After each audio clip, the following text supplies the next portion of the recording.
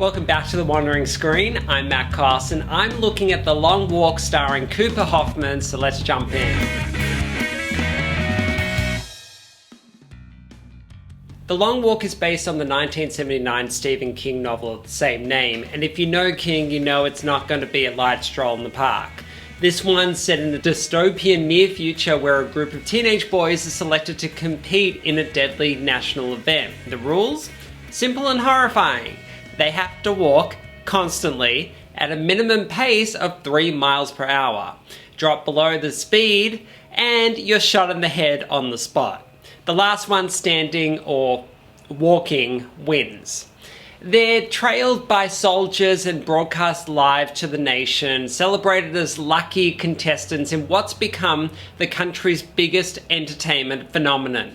At the centre is Raymond Garrity, played by Cooper Hoffman, our entry point into the story.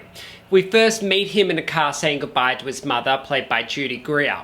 Alongside Garrity are the other walkers, Peter McVries, David Jonsson with a large scar and a sharp whip, Stebbins Garrett Waring, who falls sick during the race, Arthur Baker, Tutniot, who has an unfortunate run-in with diarrhea, and Gary Barkovich, Charlie Plummer, who's gleefully unhinged. We also get a few more faces: budding author Richard Harkness, Jordan Gonzalez, the snarky Hank Olson, Ben Wang, and the tortured Collie Parker, Joshua Odjick. Overseeing the carnage is a very gruff Mark Hamill as the Major, spouting grimly optimistic lines like a nihilistic game show host. Honestly, what makes the film work is how much intrigue director Francis Lawrence builds in these characters.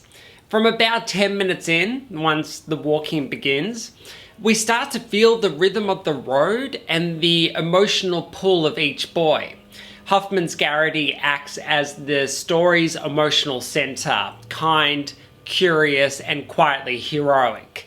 He connects with the other boys, helps those struggling, and encourages them to keep going even when their feet are held together by duct tape and willpower. Francis Lawrence keeps the camera at eye level, almost as if we're walking alongside them. The cinematography by Joe Willems captures this sense perfectly. The camera drifts backwards as the boys trudge forward, giving us the haunting illusion that we're another participant. And when someone falls behind, bang! The shot rings out in the distance, the crowd keeps moving, and life or death goes on. That first death is very confronting, and it's sudden, horrifyingly intimate, and deeply unsettling. But what's interesting is how quickly we, like the boys, become desensitized.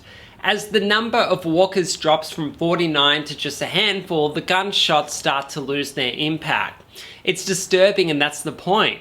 The film forces us into the same headspace as its characters. Exhausted, numb, haunted by the sound of progress. There's no saving anyone on this road. But here's where the long walk starts to stumble. There are simply too many boys and not enough story to sustain them all. We get to know maybe a dozen well enough to care, but the rest blur together, which makes the third act start to drag. Around the time that there are 6 boys left, I started thinking, alright, someone just throw a log on the road and take out a few, let's get this moving along.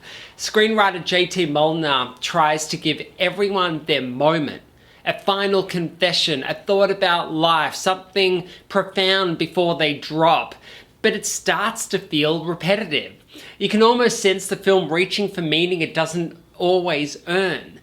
Honestly, this is one of those rare movies where a bit of voiceover might have helped, giving us insight into Garrity's head while trimming down the chatter and the monologues. And speaking of obstacles, I've got to say, I found it darkly funny that the biggest threat to survival turned out to be a hill. A moderately sized hill. Not landmines, not wild animals, just gravity and exhaustion. I didn't exactly cheer, but I did think, okay, this will clear out a few, let's get moving toward the finale.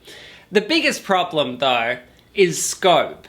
The entire film is confined to this one stretch of road, and while that's part of its claustrophobic charm, it also limits the story's range. In the Hunger Games, there were stakes beyond the arena. Families watching, sponsors investing, a world reacting. In The Long Walk, we get a few brief flashbacks, mostly featuring a screaming Judy Greer, but nothing to break up the monotony. A few glimpses into the boys' past could have added real emotional dimension and reminded us what and who they were walking for. Still, despite the repetition, The Long Walk is an immersive experience. It's not an easy film to sit through by any means, nor should it be. The cinematography grips you, the performances are uniformly strong, and Lawrence's direction gives the story an impressive rhythm that's hard to shake.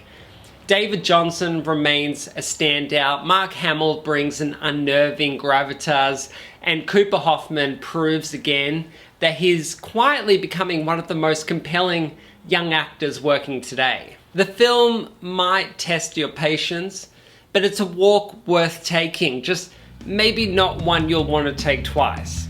You've made it to the end of the video. Thank you so much for watching. Give this video a like, subscribe for all the latest reviews, and hit that bell button to get notified when a new video drops. What did you think of The Long Walk? Leave me a comment below, and see you next time.